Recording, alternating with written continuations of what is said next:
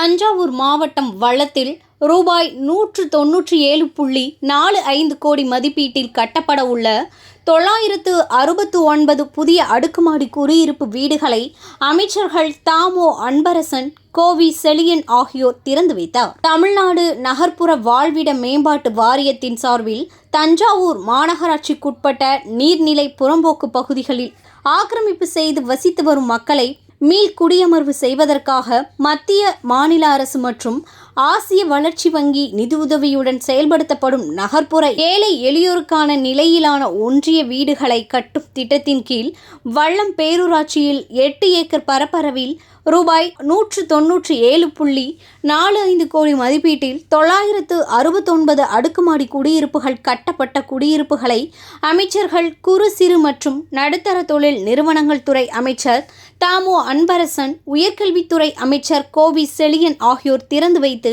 பயனாளிகளுக்கு வீடுகளுக்கான ஆணைகளை வழங்கினார்.